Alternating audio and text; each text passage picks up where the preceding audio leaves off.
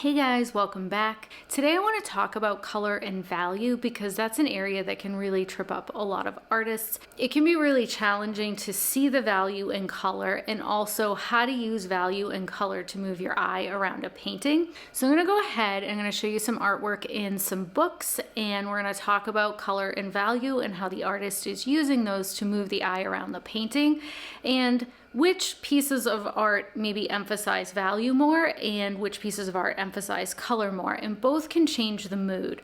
After that, I'm going to go ahead and do a little painting exercise. I'm going to paint the same thing twice, and in one of them I'm going to emphasize color, and in the other one I'm going to emphasize value, and it's going to serve to illustrate how that difference can really change a painting. So let's go ahead and dive in. I grabbed a stack of books from my own art collection. The first one is all about Fauvism, and it's got a lot of Matisse in here. And then we are planning our annual family trip to Maine right now. So my other two books are about Maine and an artist that frequently painted Maine. So this book is Time of Wonder by Robert McCloskey. He is also the author who wrote Make Way for Ducklings. And then we have Fairfield Porter, who was an artist that frequently painted in Maine. So I'm going to go through these. I have a fair amount of examples through all three books, and I think it's helpful to talk about color and value in a bunch of different pieces to see how it was used, because when you start looking at other people's artwork with that kind of intention, you can start kind of reverse engineering what they were doing when they created their composition and ways to move your eye around the art piece. So this is by Matisse, and this is a pretty colorful painting. Value structure always has to be there to move your eye around. Even if it's a colorful painting, that structure, the bones of the painting, really have to be there. So the first thing we're going to notice are there's value differences here, here, coming through in here, here, and all along here. And that helps move your eye around the painting. In here, it looks colorful, but it's actually neutralized a little bit. Anytime you mix color and you push it to one end of the value spectrum, so it's no longer in the middle, that tends to neutralize the color a little bit. And while it remains still pretty colorful, it's not as saturated as we have in here and in here. And that saturation also helps to give you a focal point and move your eye around. So in this piece, Matisse isn't really emphasizing color or value. There's actually a balance of both in here. So this is what I kind of want to show you is there isn't really one right way to do this. You can move the eye around primarily with value or primarily with color, or you can have a painting that's pretty balanced with a lot of both in it. And this one is more of a balanced example.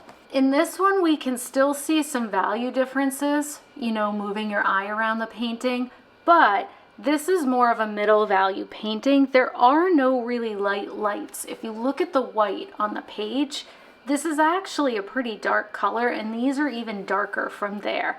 So this is what we would call a middle value painting.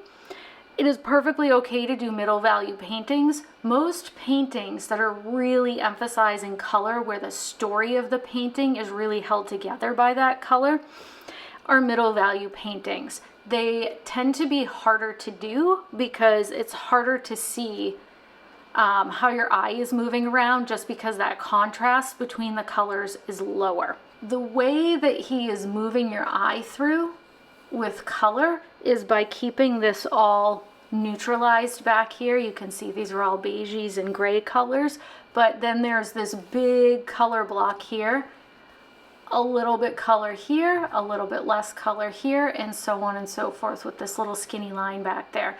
So that's one way you can do that. If you don't want to have a high contrast painting, you don't have to have a high contrast painting. You don't need, a super bright white in there. You don't need a dark in there. You can move the eye around in this way while still having some value differences. This is another example that's got both in it. This is still a pretty colorful piece, right? But this has a lot of value contrast in here to bring you right to the subject of the painting. There's still some darks moving you around. There's some complementary colors bringing you around the painting as well. And so this is just another example of a really balanced piece. And the last one I'm going to show you in here, again, this is more of a middle value painting. There are some pretty light lights up here, but these are going to still read as like a 3, you know, on the value scale. These are even maybe a 4. These are not that light in the scheme of things. And so what Matisse is doing is he's still got that value structure holding the painting together. You can see that in here, but the eye is also being moved around by these pops of color and saturations versus neutrals. All right, now we're going to take a look at the picture book. Time of Wonder is one of my favorites. I usually open it up to read it every spring, and the illustrations in it are just absolutely beautiful. It is Robert McCloskey that did the illustrations as well, and in case anybody was curious, this is based on Penobscot Bay in Maine. So just taking a look at this is another pretty balanced piece. There are some very light lights in here to help move your eye around, but there's still some pops of color to also pull your eye around. I would say that even though this looks fairly colorful, the value structure is doing more of the work than the color to move your eye around. But that's a really nice piece by the illustrator. And take a look at one of these. So this is another middle value painting. You still have some contrast moving your eye around, and I'll see if I can zoom in. But he's got all these little flecks of yellow and just these tiny bits of saturation. So he's got this really subtle neutral painting, which is giving it this really subdued feel. And then these just delicate flecks of color that really stand out because they're saturated on this neutral background, and it's also complementary with purple and purpley blues and yellow, and it's helping to kind of make the stars in this piece the star of the show, and the little bit of light over here, and it's the light and the stars that are really kind of moving your eye through the painting. And the last one in here is a pretty neutral piece. There's some saturation here and here that moves your eye around, but this again is a really pretty subdued piece, and it's really stronger value contrasts that are really moving your eye around more so than color. So this is again just serving to illustrate, this isn't about having just value contrast or just color, but there are choices the artists are making to emphasize one or the other to move your eye around more. And the last one we're going to take a look at is Fairfield Porter. He has a lot of examples of both. This is a really beautiful book. So in this one, we're going to look at how Fairfield Porter used saturation versus neutrals to move the eye around. And here, I'm going to take that off.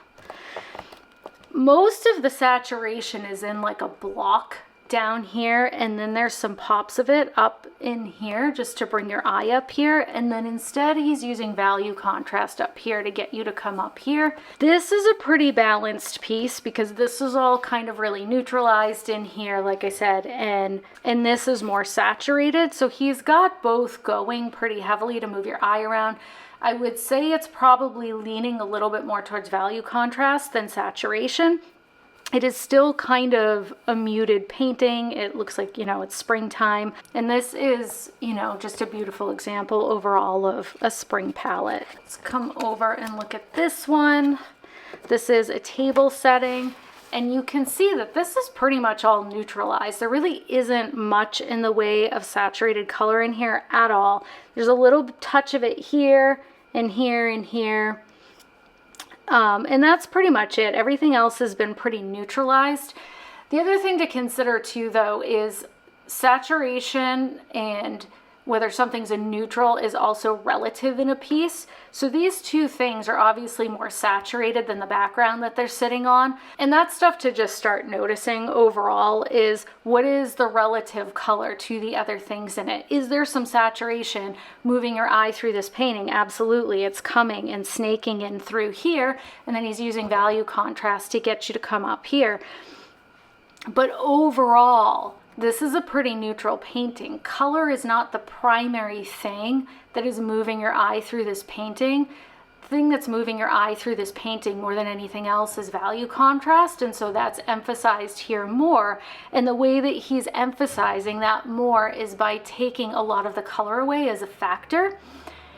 When you start taking different elements away, what happens is you emphasize other things. And so again, by taking away that saturated color, it's letting value do more of the work than it would already be doing to move your eye around. Here is a really great example of middle value. So there are still, again, there's always going to be darks and lights relative to what is there moving your eye around the painting. You have darks in here. You have some complementary color in here. That's not an accident. He's bringing your eye down here with that. You have value contrast coming through up here, bringing your eye there. You have a band of lights coming through here. It's bringing your eye there, but gently and in such a way that it doesn't get stuck there. So while there is value difference that is anchoring the structure of this painting, and that's necessary, a lot of what's emphasized to set the mood or the tone of the painting and to bring your eye around is also that color. Like I said, these complementary colors coming in through here with this subtle red, this warmth of saturation coming through in here. And so this would be a painting where, again, as it's a middle value painting, that color story is more of the emphasis than the value doing the work to get your eye to go around. Another one, I don't know for sure if he painted this one on Maine, but it's called Island Farmhouse, so I think so. This is a fairly colorful painting, but there's also a lot of really pronounced value contrast in here. So this is a pretty balanced painting in terms of mid-value versus high contrast. There's a whole mid-value section over here, and this is the other thing to start notice when you're getting into composition, right?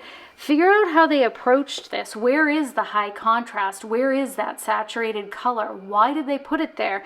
Because you can notice this is all pretty subdued with a pop of value contrast here and a pop of subtle complement there.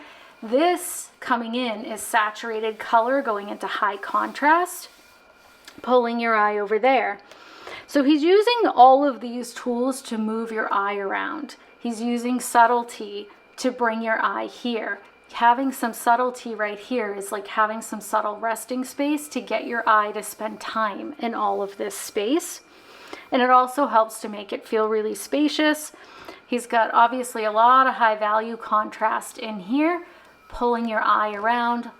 And he's got this white and black dog down here to pull your eye down in here, and saturation to pull your eye here. So this is a pretty overall balanced paintings in terms of value and color. I would say he's probably emphasizing value more than color here, but both of those are being used as tools to move your eye around the piece. I'll just quickly go through the last few. So you can see this one doesn't have a lot of saturated color, but there is still some, and it's snaking your eye through the piece like this. It's like a big backwards S. Most of the color in here has been neutralized though, so when he did that, you also start to see all of these shadows more, and you start noticing that it's really value being pushed in this piece versus the color. But it's also nice because, like I said, you can do these things in different proportions. It's not that you have to only push color or only push value. You can use a balance of both in your piece in different proportions. And the reason why all this saturation feels really delicate and beautiful and stands out to move your eye around is because he went neutral everywhere else, and it really serves to make those little pops of color sing. The last ones are these. Again, there's still some saturated color coming in here to also move your eye around, but a lot of this is pretty subdued and neutralized, which is part of why that color can do the work to pull your eye up and around. But this is just another example of how when you start taking away color, these value differences start becoming more noticeable. All right, let's get to the exercise.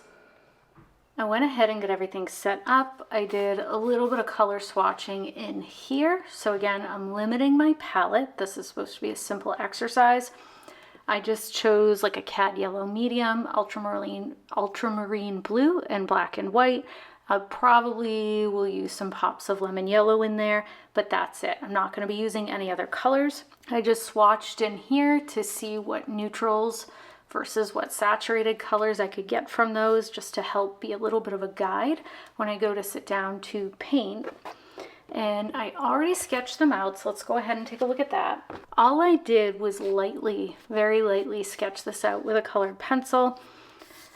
I wanted to keep it small, again, so that it's easy and quick to make changes, because inevitably when you're going to start painting, something might not be quite right, and the whole point of this is just an exercise. So I kept the composition the same in both of them. It's just a table with a bowl of lemons and maybe a striped tablecloth. I might put a subtle pattern in the background too, we'll see. And that's pretty much it. So I'm going to do, in one of them is I'm going to emphasize value differences more, so it's going to be more neutralized with smaller pops of color, and in the other one I'm going to emphasize color more, so it'll still have value differences, but it's going to have more saturated color in it. So I'm going to throw this on a time lapse because it's going to be difficult to do and talk at the same time. But I'll go ahead and, again, I'll have the time lapse up here next so that you can see what my process was. And then when I'm done, I will talk about what I did and what the differences are and how you can use that in your painting.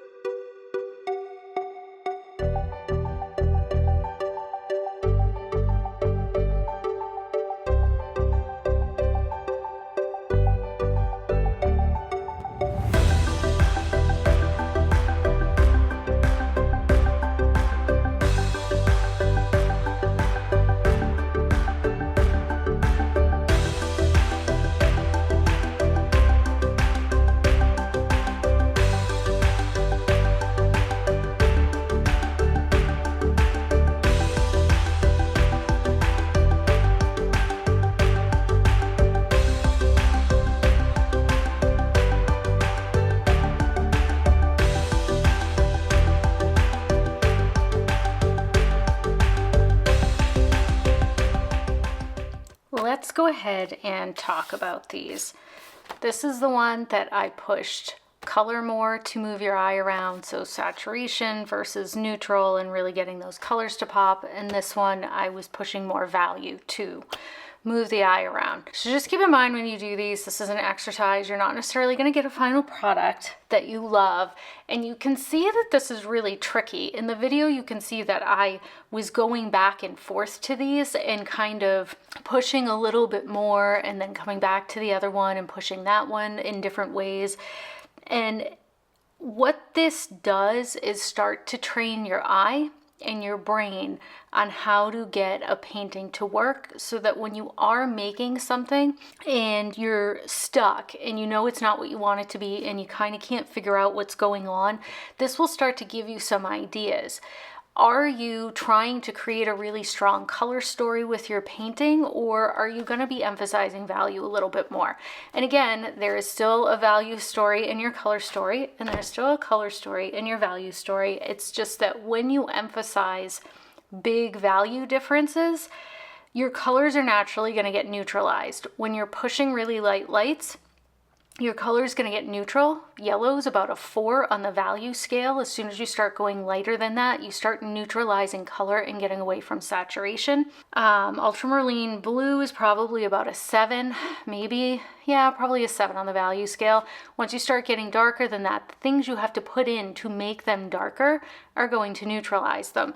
And so when you make a painting that's got these big value differences in it, it's inherently going to be more neutralized, and that's okay. That's just one way to make a painting. Over here, we don't really have strong value contrast. There is some, it's subtle. It's here, it's in the lemons and the bowl, and it's here, but again, nothing's really lighter than a 4.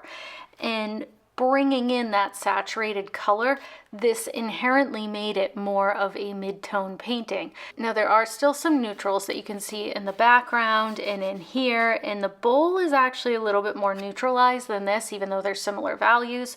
So there still is that those value differences, those neutrals going on, but there's a lot more saturated color in here, bringing it to more of a mid-tone painting and pops of color moving your eye around. This is also an exercise you can do with lots of other things, and I might do this again.